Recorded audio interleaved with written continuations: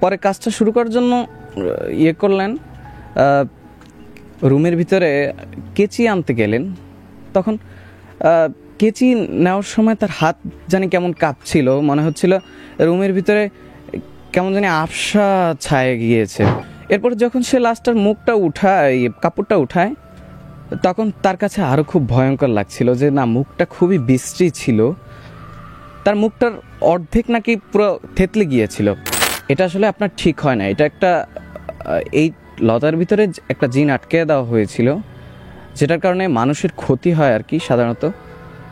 এটা আপনার কাছে রাখা ঠিক হয় না, যার কারণে আপনাকে তো তখন ক্ষতি করতে পারেনি, কিন্তু আপনার পরিবারকে ক্ষতি করেছে।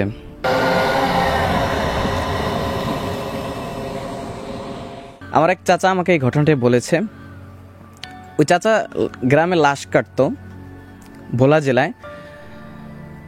চাচা একটা লাশ কাটে 2000 সালের ওদিকে, যেটা ছিল তার জীবনে খুব ভয়ঙ্কর। আসলে গ্রামে লাশ কাটতে গিয়ে উনি অনেক অভিজ্ঞতার শিকার হয়েছে, কিন্তু এটাও তার ছিল অভিজ্ঞতার ভিতরে অনেক ভয়ঙ্কর ছিল। সে আমাকে এটা শেয়ার করেছে।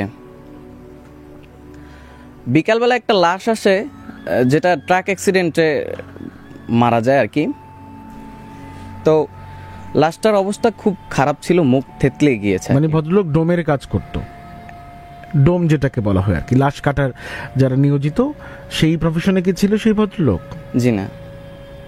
তাহলে তিনি লাশটা কেন কাটতেন? লাশ কাটতেন এতটুকু আমি জানি। আচ্ছা ঠিক আছে, ওটাকে ডোম যদি বলি যে প্রফেশনটা ডোম, ওকে। তারপর কি হলো?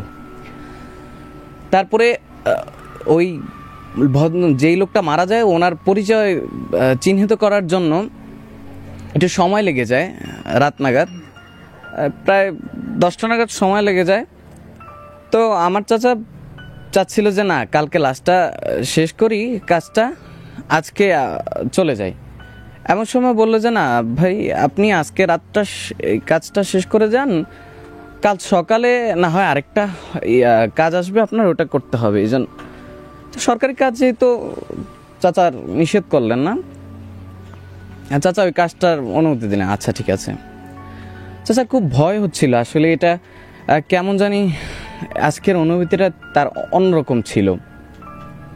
যাই হোক, চাচা পরে কাজটা শুরু করার জন্য ইয়ে করলেন,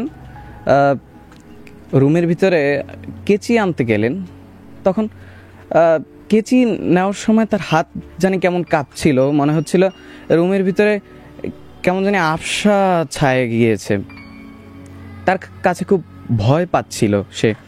এমন কখনো তার ফিল হয় না আসলে সাধারণত।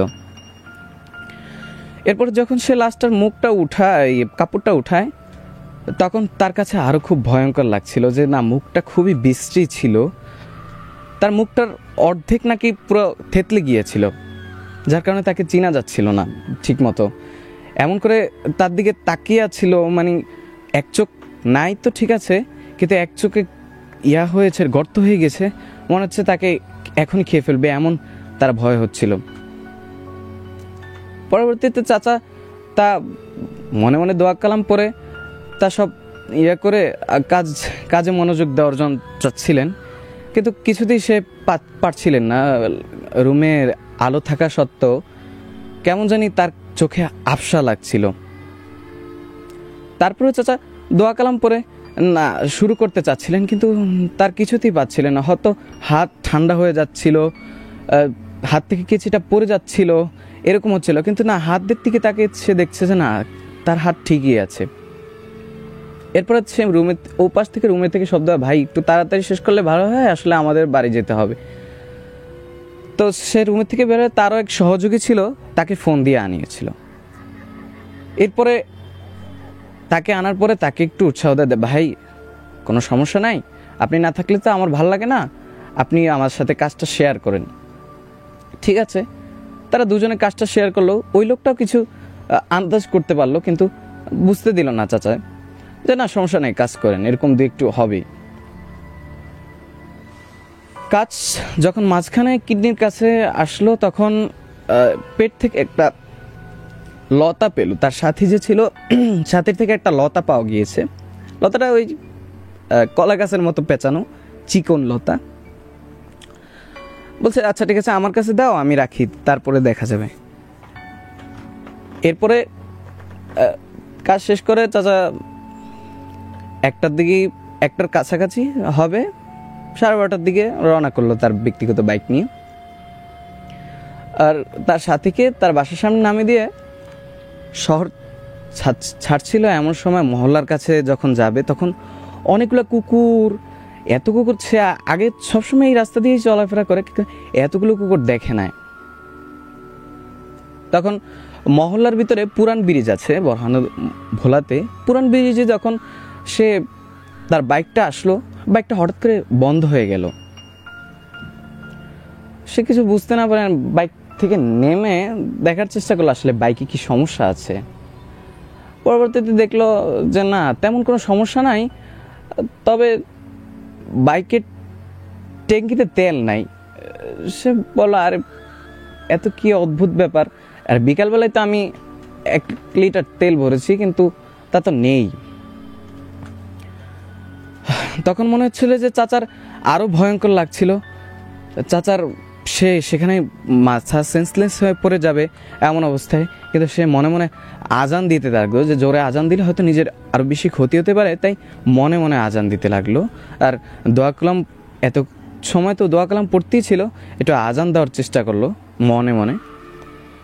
পরে তার বাইক নিয়ে এসে রাস্তা 10 মিনিট হাঁটার পরেই সে বাসায় পৌঁছে গেছে। বাসায় বাইক রেখে যখন বাসায় প্রবেশ করলো তখন চাচি তার দিকে খুব গম্ভীর মুখে তাকিয়ে বলল যে তোমার মেয়ে অসুস্থ হয়ে গেছে, এত রাতে হাসপাতালে নিতে পারিনি, কিন্তু খুব খারাপ অবস্থা। চাচা বলল কালকে সকালে নিয়ে যাব ইনশাল্লাহ, রাত্রে ঠিক হয়ে যাবে আশা করি। কারণ খুব খারাপ অবস্থা, সে খুব বাজে ব্যবহার করতেছে, খুব চিল্লাপাল্লা করতেছে, অনেক জোরে জোরে চিল্লান দিচ্ছে। চাচা দেখেছে না খুব খারাপ অবস্থা, কিন্তু এত রাতে নিঝুম রাতে কোনো জায়গায় নিয়ে যাওয়ার কোনো সুযোগ ছিল না। তখন চাচা মনে করলো যে আসে আমার পকেটে হাত দিয়ে দেখে যে সেই লতাটা, তো বললো যে আরে লতাটা তো দিয়ে আসার কোনো মনে ছিল না আমার, যাই হোক এটা কালকে দিয়ে আসবো।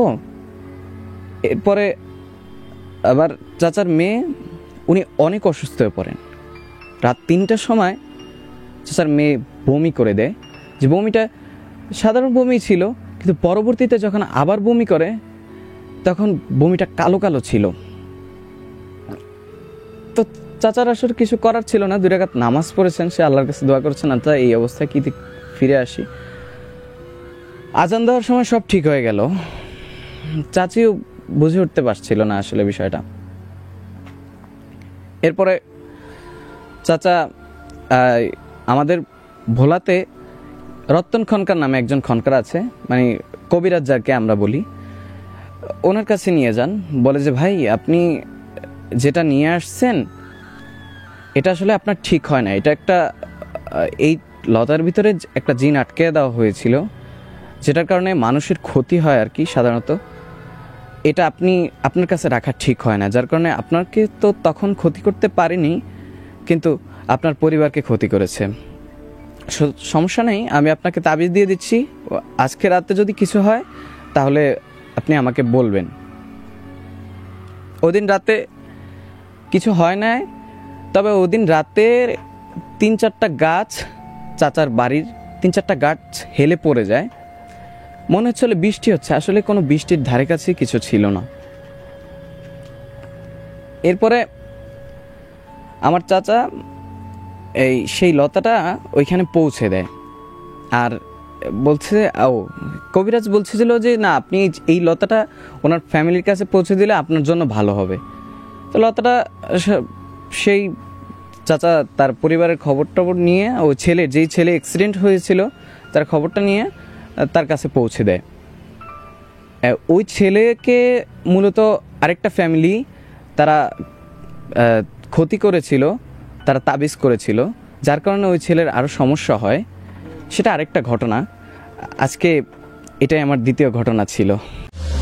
জাগো এফএম এর অ্যাপ এখন পাওয়া যাচ্ছে অ্যাপ স্টোর এবং প্লে স্টোরে।